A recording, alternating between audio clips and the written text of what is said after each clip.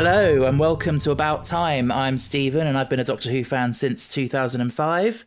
Usually I'm joined by my boyfriend Ben, but today I'm joined by drag queen and Drag Wars 2025 finalist, Victoria Northbound. Hello. Hey, you all right? I'm good, how are you? I'm great, thank you. Victoria Northbound is such an iconic name. I think for any listeners who are not UK based or don't know the London Underground, it might not register, but it's a hilarious name. Oh, thank you. You're so kind. So you're on the podcast today, partly to discuss this week's episode, the Interstellar Song Contest, from a fan point of view. Yes. But also because you might be able to offer a little bit of unique insight into this one. Maybe. Because a little birdie told me that you were actually involved in this episode. Oh, we've snitched now. It was you. Yeah, it was. It was. Do you want to tell us in what capacity you're involved? So I was originally classically trained in musical theatre, and when I graduated I went into acting, and part of that was I took up a lot of extra work, like background acting jobs, and one of them just happened to be this episode of Doctor Who. So I went over, had a costume fitting, got paid handsomely for this, by the way. Oh wow. Disney money. There we go, exactly. Yeah. I just had so much fun on set. I met so many really cool people, other drag artists, because it's in Cardiff, there's a big drag scene there, and loads of people from Bristol as well. So what was it like signing up for all this extra work and then you get the one come through and it's, oh my God, it's Doctor Who as a fan? I was led in bed with nothing to do. Literally that whole day, I was so bored. And then my mum called me, and then she was like, so when are you going to start doing a bit more actual acting jobs? And I was like, oh, I don't know. And literally, as she said that, I got the message come through from the agent being like, are you available to do this shoot on this day? And I was like, hold on, I know that code name. And it was literally just so, I screamed at the top of my lungs. I loved it. Yeah. I can't imagine. Yeah. So for anyone who would like to spot you in the episode, where should they be looking? So I don't actually make that much of an appearance. Very briefly, you can see a really tall person in all black sequins with a black bowl cut, really blunt fringe wig. Yeah, there was about 3 or 4 of us, I think, on set, but I was the tallest. So if you look for the tallest one, that's me. There we go. Eagle-eyed viewers, watch out. Did you have to be quite quiet on set about being a fan, or were you able to sort of geek out a bit? Oh yeah, everyone was geeking out. Even the crew are massive fans of it, which is what's great. The show is made by the fans, so that really helps it do good. Yeah. It was funny watching Unleashed after having seen the episode and the huge, incredible stadium. And then you see the sort of Rylan and the lady on the stage, and it's just a few people right around their feet. Yeah. It's hilarious. Yeah, it was just that. It was one tiny stage in the middle of a massive room, and then one of the pods was they used one pod, the big dome things. Yeah. Right in the corner of the room. It was behind another green screen. But yeah, it was tiny. What was it like then watching it come together this week or when it aired? Yeah, I have been trying to keep such an eagle eye out on all the trailers, as anyone would. It's oh my God, there's me. Yeah. It's been so weird to see it play out. And as such a big fan as well, I've been, scrolling through all the Twitters and stuff, all the spoilers and sneak peeks, and seeing how the stage ended up looking as the big arena, and seeing how I've been copied and pasted in from this side of the stage to that side of the stage. It was quite funny. Yeah. So did you enjoy the episode, the final episode? Oh my gosh, it's my new favorite episode of all time. Yeah? Yeah, absolutely. And not just because you were in it. No, I think this episode was so good because it was such a massive crossover of 2 staple sort of British things. I know Eurovision itself isn't specifically British, but it was just such a whirlwind of an episode in the sense that there was so much going on, and the storyline was so well thought out, and the acting was phenomenal from everyone's part. Yeah, I would agree. I mean, this has been such a strong season anyway. Absolutely. And yeah, it's just, this is when Doctor Who's doing an Interstellar Eurovision episode. This just turned out to be pretty much everything you'd expect it to be and more. 100%. Yeah, it was. I definitely had a lot of fun watching it. The only thing is, I've come away from it and this is all I've had in my head on a loop.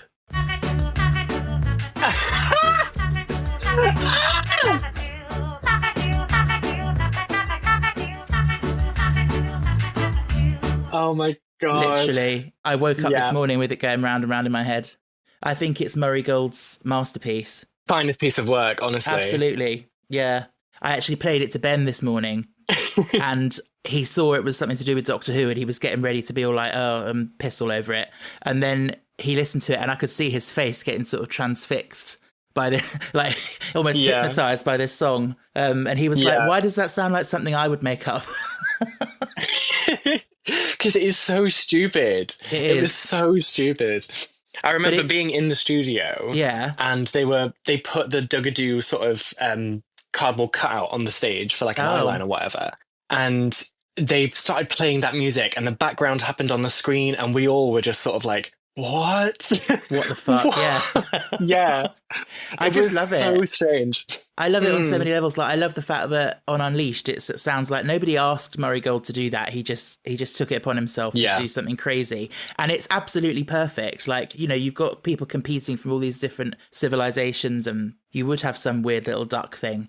Like, absolutely, it's very funny. But then also the way that it's used in the edit, where it's sort of undermining and juxtaposing with Belinda, sort of such a deep conversation. Yeah, it's so bizarre and brilliant. Yeah, I did. I screen recorded that exact moment as soon as I was watching it because I was like, "Oh my gosh! Like this is so stupid. This is where the song is being played in the film. Yeah. This." Yeah, I always when things are a bit sort of too happy and silly and kitsch and annoying, it's it can be used in the right context. It can be quite creepy. Yeah, absolutely. I don't know whether you noticed as well, but obviously that when it was playing is part of the dress rehearsal stream. But later on in the episode, when you see a few bodies out in space, you can actually see Dugadoo. You can, bless him. Oh, poor Dugadoo. Yeah. And he kind of looks like a Pokemon, I think. Oh, absolutely, yeah. Or like some sort of CBBS like toy. Yeah. I hope Dugadoo gets his own spin-off. Oh my God, that would be so cool. I'd watch that. It would. Yeah. Anyway. Yeah, we can't spend the whole time talking about Dugadoo. Oh, I wish we could. Yeah. I loved the opening, like where you used to see the Harmony Arena and the music sounds so sort of grand and like televisual as well. Like obviously it's being broadcast across the galaxy. It's very cool. It's very of the time, like it's very big reality TV event of now, but on a grand scale. Absolutely, yeah. Very fun. And obviously defrosting Rylan, what a hilarious joke. So funny. I remember being told that on set as well. The crew were like, "Oh, so Rylan has been suspended in like a cryogenic suspension, and he's here to host the 803rd Interstellar Song Contest." And I was like, "Of course, it's bloody Rylan that gets cryogenically suspended." Yeah, it does kind of fit. It's hilarious, and actually, he did so well in this episode, like with the sort of acting side of things. He was really believable and very funny. Absolutely. I did question though, you know how it's revealed that, you know, the Earth was destroyed in a single second and all that on May 24th. It makes me wonder then when did they freeze Rylan? Because he must have already been frozen at that point. Exactly. I have this exact thing written down on my notes in front of me to bring up later. Yeah. How on earth did he end up in the suspension chamber? Like, it doesn't make sense, but you know, it's Doctor Who. No. Well, you never know. Never know. Maybe he's in it right now. Maybe he's back in that freezer. Yeah. Ready for next year, Eurovision. Yeah, maybe. And there's the sort of French cat lady next Sabine, yes. Sabine, yeah. She's cute. I wish we saw more of her. Yes. I wish she had more of a role and more interactions.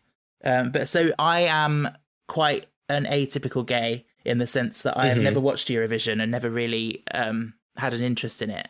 But I gather that that's the kind of they tend to have on the coverage. They'll have a pair like that, and you know, of different nationalities. Is that true?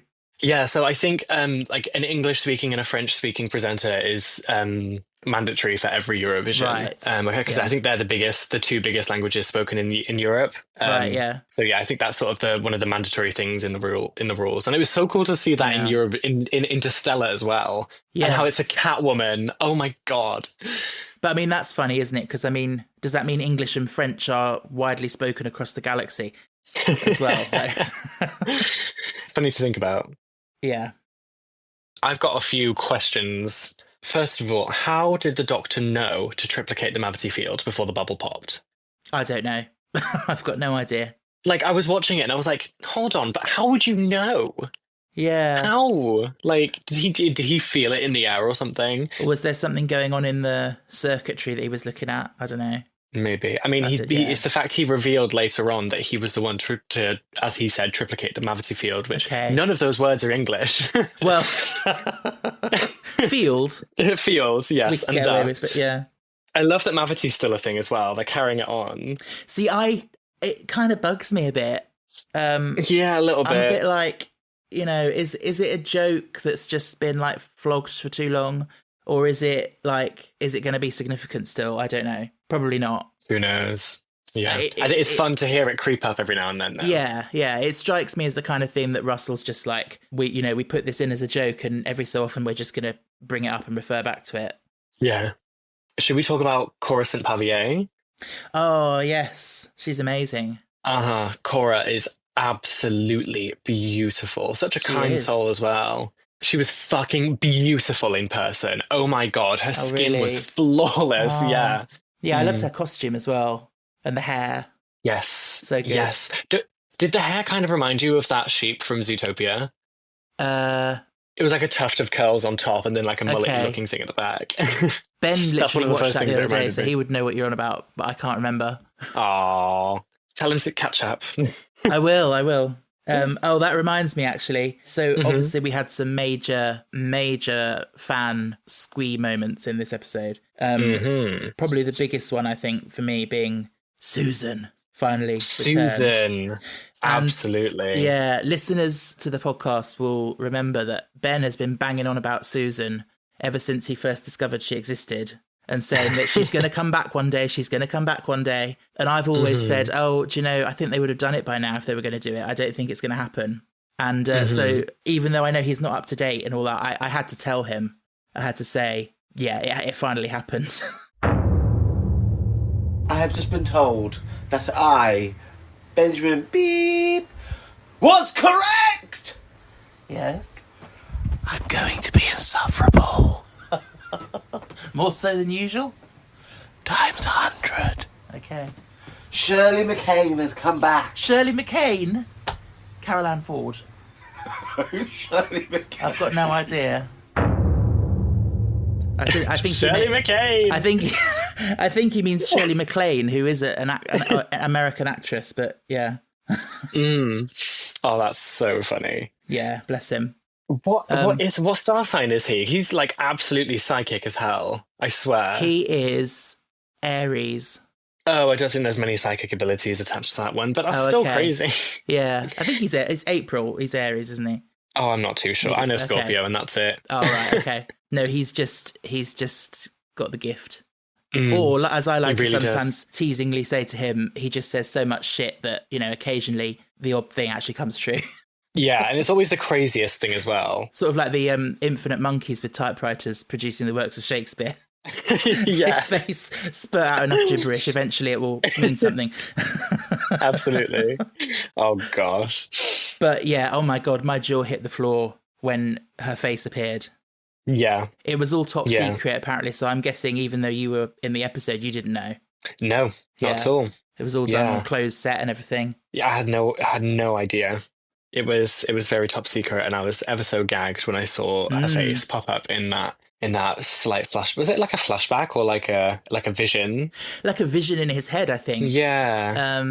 But what it means that he was getting that vision, we're yet to see. I feel absolutely sure that she is going to be back in the next 2 episodes in some way. It can't just be that and nothing else. In Unleashed, she was actually, when she was being interviewed on the TARDIS set, she was wearing a different outfit that still looks like a costume. And it's like, well, yeah, gives it away slightly that she might be wearing something else in another episode. Yeah, definitely. We'll have to wait and see, won't we? We will.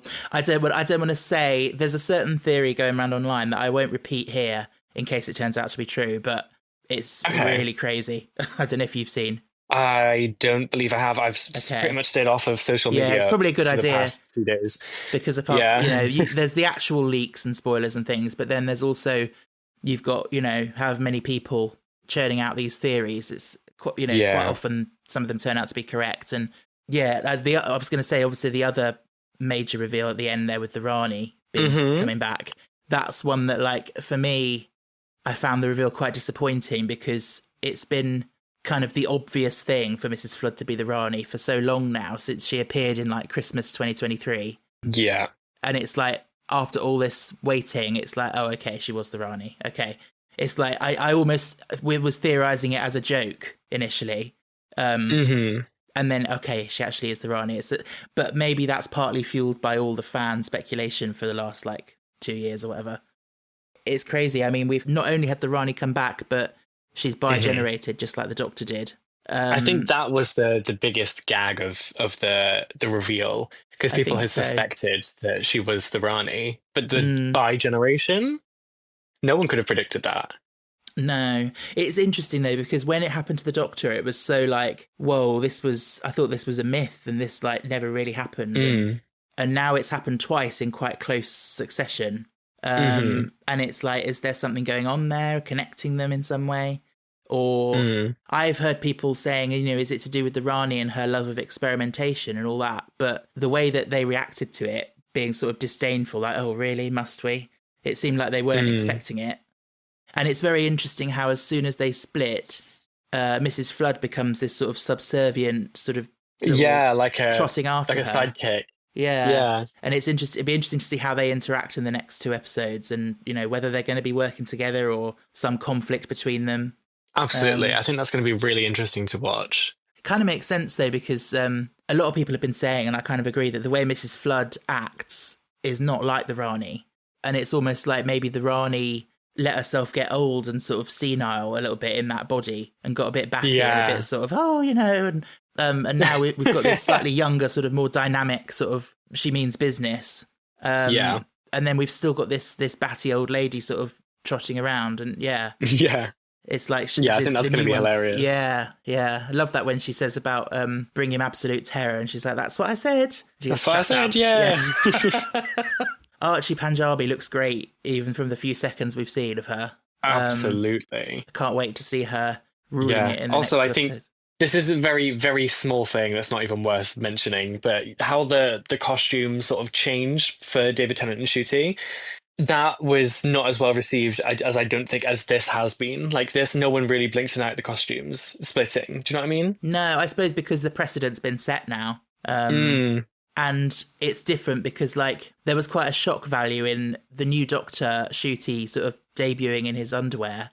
And, like, it being quite a strange, really, you never would expect to see that. Whereas, you know, they're not going to have, like, Anita Dobson and her Knickers prancing around. So they did it a bit more classily, a bit more tastefully, maybe, in this one. Yeah, and also, I just thought it was quite interesting to see how that power dynamic played out in the costumes as well, in the sense that Archie was wearing the big broad-shouldered coat, and then Mrs. Flood was in just sort of the black top, very sort of simple, like, yes, mom, you know. Yes. I like the way she sort of hitches the trousers up as she's walking after her like a dress. Yeah. It's very strange. Yeah, really looking forward to seeing how that plays out. Interesting that they're saying Time Lady again rather than Time Lord, which I thought we'd kind of moved on from that, but...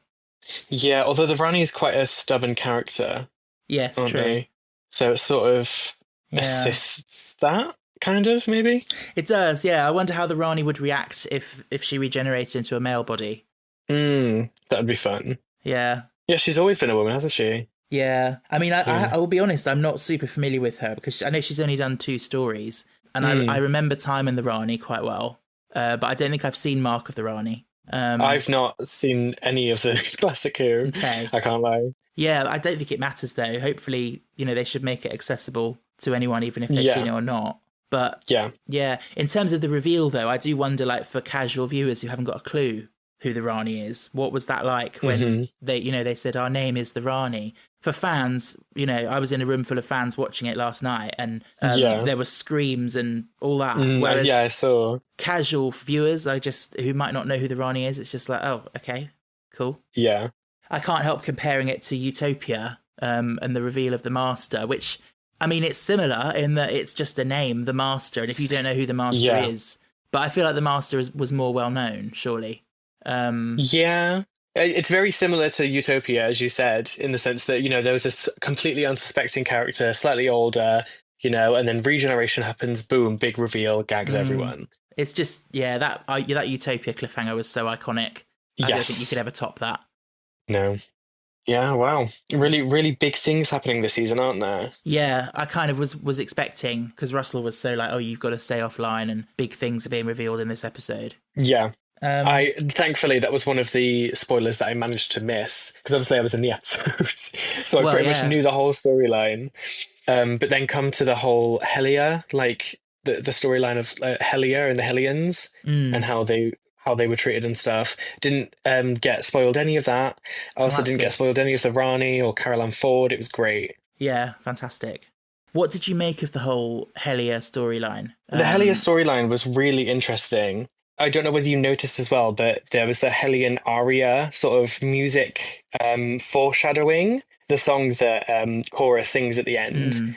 That melody was playing as she was sort of talking about being a Hellion and cutting off her horns, and it's just such a beautiful melody. Like, I know we joke about Digadoo being Marigold's finest piece of work, but I think that the Hellion aria is really really touched me. Being in that room lovely. As well as she was singing it live. Oh wow, yeah, of course, yeah. Yeah, it was amazing. Yeah, I really hope we get to hear that, in the Albert Hall one day. That would be lovely. He has quite a good habit of doing that. He's got a song that comes up towards the end of the episode, and he sort of foreshadows it with melody beforehand, so that when it comes in its full form, it sort of feels familiar and like coming home, which is perfect for that moment. Yeah, absolutely. Yeah, no, that was beautiful. I did like that. Did you like the characters of Kid and Win?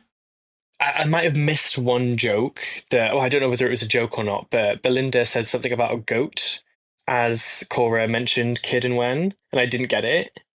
Well, she was asking, is that why he's called Kid? Probably because of the horns and the goat connection. But then Cora said, no, it's because his mother was shot before she ever named him.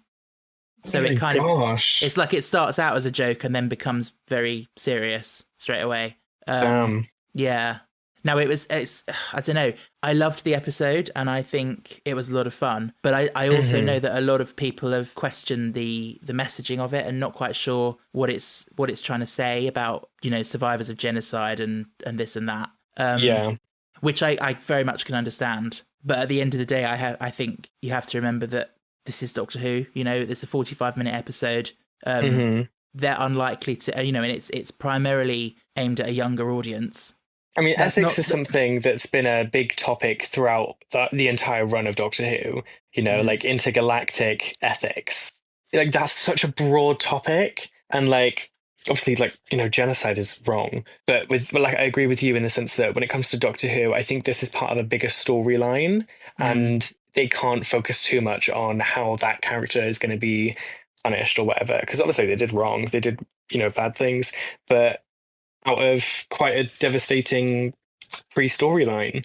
I liked how they showed the contrast between Kid and Cora in that they've both been victims of this genocide, but they responded to it in very different ways. And yeah, sure, I think maybe the Doctor could have been slightly more compassionate towards Kid, because usually the Doctor, does like to sort of try and help people and give them a chance. But I suppose he did give him a chance a few times. He just seemed very, he got triggered and he said, "You've put ice in my heart," and it's to do with the Time Lords being gone and everything. And that he said that sort of triggered him, which I can understand. But it did feel like he very quickly just suddenly was like, right, I've got ice in my heart and there's nothing you can do that's going to save you now, sort of thing. I also think that now that Ncuti's playing the Doctor that's a bit more freer, he's got less to lose. That's true. And obviously he's able to enjoy more things now, but also if something hits him hard, I think it's going to really hit him hard, almost like a child, can't take no for an answer. I think the thing that made me the most uncomfortable with it was where he had the glove and was sort of repeatedly basically torturing Kid. Absolutely. Yeah. And I guess it's supposed to make you feel very uncomfortable, but there wasn't really much sort of consequence for him, unless, it's part of an arc that's yet to be finished. But, Belinda said to him, "Oh, you scared me a bit." But then in the same breath, she's like, "Oh, you're wonderful." And they just kind of moved on. And yeah, I don't know. I think maybe I could understand if he'd done it once, if he'd like done the shock thing on him once, as if to say like, I have power here and you need to back off. Mm-hmm. But the way he just repeatedly, and even when Susan said stop and then he just carried on. Yeah. It was very ruthless and very difficult to watch. Yeah, it really was. Yeah, I agree. I think it's something that's going to be explored more throughout the last 2 episodes as well. Yeah, I would hope the so. Action and consequence thing for the Doctor. Yeah. You know, we have seen the Doctor be very ruthless before and then have that moment where a companion is the one to stop him, like the Ragnos babies and all that. However, that was very different in the sense that the drama surrounding it was very like high stakes already, and the Doctor was just standing there. Whereas this time it was like an act of passion. The Doctor was actively doing it. That's what made us uncomfortable. Do you know what I mean? That's true. Yeah, I think there's a lot to unpack with it. But also, like I said, it is a 45-minute episode of a primarily sort of kids' family show. Like, the messaging is going to be, it's not going to be that nuanced. So I think, you know, we just have to accept that in a way. But yeah, I mean, I loved the episode overall. It was such a joy. Yeah, same. It was really fun. I remember theorizing how this episode could plan out from the stuff that I didn't know and the stuff that I did know after recording, because we knew that the ceiling would give out and we'd all get sucked out into space. I remember joking on set because one of the directors actively said, we're going to get sucked off into space. Is that he knew what he was doing, or? I think so, because he kept saying it. Okay, yeah. And then when we all get sucked off, then you're going to go... Off, yeah. Yeah. But I remember piecing like that episode together and trying to figure out like what the big baddie would be, not expecting it to be like this sort of revenge storyline. I thought it was just going to be an unfortunate coincidence, you know, the dome gives out and then the Doctor just has to try and fix it. I feel like that's not happened in Doctor Who for a while, where there's not actually a bad guy, it's just an unfortunate scenario. Yeah, like a disaster. Yeah, it was so cool though, like just the visuals of everyone floating up and even the Doctor like struggling and then the TARDIS getting sucked up as well. Yeah, such it was high so stakes. Cool. Yeah, it was so good. Again, so watching it with fans and like those who hadn't seen the episode yet, when the TARDIS got sucked up, everyone was like, "Oh no!" Like, oh damn it! What now? I know, because once that blue box is, I mean, you always know it's going to get it back at the end of the episode, but yeah, you know, it's kind of the lifeline, isn't it? And like that as well with poor Belinda, when she really thinks the Doctor and the TARDIS have gone and she's stranded on this thing. Her performance in that scene was so good, like the genuine panic of, you know, because companions have reacted to that kind of situation differently in the past. Like, you know, some of them sort of shut down a bit and just like, what do we do? But she, I don't know, she was just so like, when she was saying, you know, where am I? And Cora kept saying strange place names and she was like, but where's that? But where's that? Where am I? It was so good. Yeah, I just loved that. Really good. Yeah, it was really, really good. Great opportunity for Belinda's character to just really shine through. I agree with you in the sense that, like, you know, obviously we saw in like the story in the engine, you know, she had to sort of step up and play that bigger sort of part in the storyline. Whereas this time she didn't have a choice to, you know, she was on her own. Well, how would you react in that situation? I don't know what I would do. So she just played that phenomenally, honestly. Yeah, she did. She's such a good companion. I really hope that we don't just have 2 episodes more with her and that she will be back. Oh, absolutely. Obviously, the regeneration's speculated for the end of this season because we have no idea. But if that is the case, I would still like Belinda's character to be in the next series as the companion. Yeah, I mean, there's been this talk of an open-ended regeneration so that if Ncuti wants to leave, he can, and then they can pick up production whenever. But that makes me wonder if that was the case, they probably wouldn't keep Farida around because, you know, if you don't know how long it's going to be, you can't sort of commit someone to it.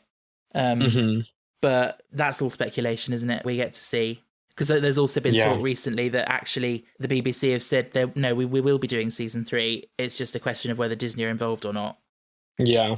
Well, it's going to be a long wait until season 3 if it does come round, because we had filmed this episode, the Interstellar Song Contest, 14 months ago. Wow. It's a really long period of time between recording and airing. Yeah. As you would expect, but you don't realise just how long that wait is until you're in it. Yeah, it seems to be these days a much bigger gap than it was before. You know the drone robot-y things? The drone robot things The like in this the episode. the leathery ones that were like phase Oh, one. yes. Yeah. They reminded me so much of the slabs from Smith and Jones. Yes, I thought the exact same thing. In fact, when they were first on, I thought, oh my God, it is the slabs. But then it turned out they were robots, not like just leather creatures. But yeah, it that was would have been very, cool very if that was... reminiscent. That would have been so It cool. was very... Because I thought, oh, the head looks different. But it's like, oh, they've actually made them look like proper things and not just like motorbike helmets. But yeah, but no, it was different. But also that scene when he just blew their heads off. Oh, so cool. Very funny. Yeah, very funny. Shooty was excellent in this episode, like in all the funny bits and the dark bits. Love that bit when he gets, after blasting on the confetti cannon through space. Oh, that was so camp. Oh my God. But then he sort of points like he's about to say something at Mike and Gary and then just faints. Like, yeah, so, that was one of the things I was going to bring up as well, because obviously a lot of like sci-fi would end up just him coming back onto the space station, getting right to it. But it was really funny to see him faint. Yeah. No, I'm glad they did do that because it makes it a bit more believable that he's just been out in space for a bit. Yeah. Yeah. I loved Mike and Gary as well. Mike and Gary. Oh, Gary was really funny when the doctor was like, oh, I like you. And he was like, oh, thank God. Yeah. I'd do anything for you. Yeah. So good. Yeah, they were such a cute couple. I know they were sort of having their difficulties at the beginning. But yeah, they just seem like so many gay couples of that age. Yeah, absolutely. Hottie of the week, hottie of the week, hottie of the week, hottie of the week. Let's find out who is hottie of the week. Yeah, I had two candidates, I think Gary and Kid, because Freddie Fox is gorgeous. He is really gorgeous. But yeah, I quite like Gary as well. I thought he was cute. Yeah, just had to get that in there. Yeah, definitely. I think I don't think you can see him in the episode, but there was this one extra on set who was so beautiful. In fact, now that I think about it, I think he was one of the people with the mask on, so you couldn't actually see his face. But trust me, he was beautiful. He's my hottie of the week. Yeah. Yeah, I don't even know his name. Shout out to whoever you are. Okay. The gorgeous one. The gorgeous one. Yeah. Speaking of masks and extras and things, there's one moment where in the background there's an alien, and I swear, I need to screenshot and compare, but I swear it's one of the ones from The End of the World. Oh, yes. I can confirm they're not, because I did my own digging there as well. I looked at that one. I also looked at the Rings of Akaten. I looked at like a few other episodes to try and compare them, but no, they were completely new masks. Okay. Maybe reminiscent and inspired by, but yeah. Because I saw it and I just thought, oh my God. Because also the other thing was, like, with this being 20 years since the revival, this could have been a great opportunity to see loads of little Easter eggs of previous alien costumes and stuff in the audience. But we didn't really get that. I suppose a lot of stuff has just disintegrated now, sadly. Yeah, 20 years. Yeah, absolutely. Have you seen the face of Bo these days? He's sort of... Oh my gosh, no, I haven't. No, he's very sort of crumpled and on his he's on his last legs, but he doesn't have legs. But you know, oh, bless his soul.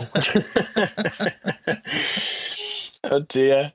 That was one of the things I thought about actually going into the episode before I'd even started recording. Was the brief was Space Eurovision. That was it. Some people might need to go on ropes, to be like filmed getting sucked up into the air, getting sucked off. I put myself down, but I didn't get chosen, annoyingly. But that was one of the things I thought was going to happen. Of course you signed yourself up to get sucked off. Come on, who wouldn't? I thought I was going to see some returning creatures, some like Rings of Akaten, because there were so many in the Rings of Akaten.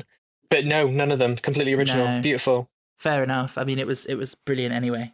I also don't know whether you noticed there was 3 pigmen.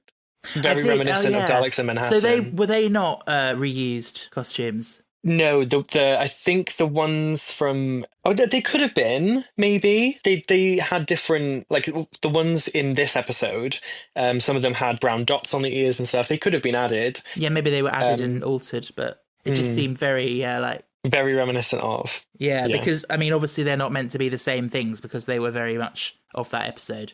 They're not just, like, pigs that hang out in space, but... Yeah. I also noticed on my second watch this line from I think it was from Sabine, where she said, "You can vote using your home neural hypersync headset, or of course on the app." Oh, That was so camp. And it's funny because that's pretty much what they do say in Eurovision as well, because there's so many different ways to vote. Yeah. But it's very specific to your country. Yeah, I just love how it's so futuristic with this hypersync Yeah. headset. And then, of course, on the app. And you just imagine everyone's got their like iPhones still. Oh my God, I didn't even notice that. The iPhone 800 or whatever it is by that point. Also, there were other songs as well that we didn't, we heard little snippets of. There was Liz Lizardine with her "I Love You But My Heart Says No." I love you, but my heart says no. I loved that. Yes. I really hope we get these released because I'd love to hear them in their entirety. I've been waiting for these songs for over a year now. Yeah. It's chaos, especially with Digadoo. Like, need it. It does not leave your brain. You need to play it to get rid of it, and you can't play it. I know we've been waiting a long time for any more Murray Gold releases, but I believe he did hint recently at an event that they are planning on, they're sort of saving some stuff up and going to drop it all at some point. Oh, beautiful. So yeah, I can't wait for that. But Liz Lizardine herself as well, she was amazing. The costume was very, very drag, wasn't it? I think you absolutely appreciated that. Yeah. One thing I had a qualm with, though, she's a lizard species. However, she's wearing snakeskin boots. Oh. Yeah. Cannibalism. It's like, okay, maybe that's a fashion choice that's popular in the 2900s, but yeah. That's... Or maybe they're just part of her feet. Maybe that's what her feet look like. Scaly boots, scaly feet. I don't know. Going back to the songs, "My Big Feet" by Chorus and Pavier. Oh yeah. Ooh, that's a good one. So weird. My big feet, I jump and leap with my big feet. It's so good. Yeah. That's my favourite one. Oh my God, do you know what would have been funny? A callback to the Beatles' Dog song. Someone had been that would have performing been that. sick. Yeah. Yeah. Also, we haven't mentioned Graham Norton. Oh, of course. How could we forget? I mean, brilliant. Did they age him up a bit to make it look like he'd recorded that, or it was his likeness from later I'm in not his too life? sure. Or am I just being rude? Is that just what he looks like now? Oh, Stephen. Oh dear. No, I think I didn't get to see him at all. It was literally, as he said in Unleashed, it was like half a day he was on set and then he left, and I never got to see him. Yeah. Maybe one day on Drag Race, who knows? Maybe. Maybe. But I just loved the camp, sort of the way he delivered his hologram lines, and the fact that ominous, reveal of the Earth being destroyed in a single second was done in this very camp sort of Graham Norton style. Yeah. There's another example of that juxtaposition we were saying about. It's so good. Absolutely. When he's dear old Earth died. Like, sad face. Sad face. Oh my God. Stop it. I need to watch that again now. Yeah. Yeah, it was really good. Like you said, the juxtaposition of it. I bet he loved doing that as well. Oh yeah. What a dream. That whole hallway as well. I was excited to see some like Eurovision sort of snippets and memorabilia, and I'm not a massive fan of Eurovision going back, stretching through the decades, but it would have been cool to see some of like early Eurovision memorabilia in that museum hallway. Yeah. Even because there was a clip of someone on a screen, I didn't know whether that was done just for the episode or whether that maybe was Eurovision. And if that case, some little nod to Eurovision. But it would have been fun to see some more things. Yeah. For the eagle-eyed viewers. Yeah. I mean, it was nice that they used Making Your Mind Up for that montage. Yes. Which you can actually see me in that one. Okay. At the back of one of the pods getting defrosted. Perfect. So we end before the whole Rani thing. We got the ending where they rush off to the TARDIS and then it's disaster, cloister bell, red lights. And then it appears that the TARDIS sort of explodes. There's a massive boom and the door flies off just before the credits. Yeah. So interesting. Is that what? Is that something? Yeah, so I'm wondering, are we going to start the next episode in a completely some different sort of reality? Who knows? I think the cold open for next week is going to be something to do with that snippet scene that we saw in Unleashed of that giant skeleton dinosaur thing. Yeah, the giant skeleton dinosaur that is sort of invisible, that doesn't actually crush anything with its feet. Yeah. I'm like, what is it doing? It's weird. Very weird. Also, I might be making things up, but I swear I saw Ruby Sunday in Yes. that bit. But Yeah. everyone that was surrounding her looked sort of like 1940s. Forgive my fashion knowledge. Yeah, like the bowler hats and things. Oh. That's part of what makes me think it's some alternate reality in a way. It's like slightly twisted. I don't know. Or is it going to be something along the lines of, is it the Bells of St. John? When like time gets mixed up? Oh, the Wedding of River Song. That one. Yes. Yes. Could be something Well. similar to that. Oh, I'm so excited for this season. It's so good. I know. Are you planning to see the finale in the cinema? Absolutely. Absolutely. Me and some of my friends are going to go and then Okay. sit in the theatre and just lock in. Fabulous. How about you? I am, yeah. I didn't go last year, but I've booked to go this year just because I figured I might as well. Yeah. Sounds fun. Yeah. Yeah, same here. I just can't wait to hear the Doctor Who theme blasting in the cinema. Yeah. Did you get to see the 50th anniversary special in the cinema? No, I've never seen Doctor Who in the cinema. Have you not? I went to go No. and see the 50th in the cinema when I was a kid. I know, young. Oh my God, you are, yeah. It was amazing. Oh. I was 21 when the 50th aired. Oh my gosh, I'm 21 now. Baby. Oh my god. Oh, how time flies. Yes, it certainly does. Yeah, I've just turned 33 on day of recording, so... Oh, it's your birthday today? It is literally my birthday on day of recording. Oh my goodness, Yeah. happy birthday. Thank you. And I'm spending it by talking about Doctor Who, so what more could you want? Oh, I can't express my gratitude that you've spent your time with me. Honestly. But yes, let's give this episode a rating out of 5. Out of 5, okay. Yeah, Okay, I'm going to give this episode a 4. Squibbly dibbly. 4 out of 5. Yeah. Okay. I don't want to say 5 because I think that there's so many things that could have been just tweaked or like cleaned up or like elaborated on in the sense of that, action and consequence sort of thing. It wasn't a 5 out of 5-star episode, so I'm going to give a 4. I would agree. It's hard because, I mean, I've said before about like I try not to compare it to the whole of Doctor Who, but just think about sort of rating it within this era as a whole. Mm-hmm. And in terms of the standard of episodes that we've had, I mean, I think Absolutely. I gave Lucky Day a 5. Oh, And I really? think- Okay. I think I enjoyed this just as much. So I feel like it would be wrong to give it anything other than a 5 for me. Okay, fair enough. Even though I do agree with you that there were things that could have been better. But like I said, compared to the episodes out of this era as a whole, I think it sits up there at probably one of the best. Yeah. So yeah, a 5. Top notch. I wish I could have seen this without any pre-knowledge because this is now my favourite episode, Is it? hands down. Yeah. Well, of this era or of Doctor Who ever? I'm tempted to say ever. Is that just because it's current and exciting? I just Maybe. love Eurovision and Doctor Who. It's, Maybe it I'm must- biased. Yeah, it must be a dream combination for you. Yeah. And then, yeah, I- having been in it as well. Yeah, and for so many people as well, it must have been like a big thing for all the other Doctor Who fans and Eurovision fans alike. Yeah. To have this episode. We were very lucky that the football finished on time and it got to air in its proper slot before the beautiful. actual final, you know. Mhm. I wonder if it picked up a lot of viewers, like for people who might have been watching the football or getting ready for Eurovision. Possibly, yeah, Yeah. possibly. A big night for TV, for the BBC. Really big, yeah. Yeah. So just as a quick fire thing then, what would be your favourite and your least favourite thing about this episode? My favourite thing about this episode, got to give it up to the costume department.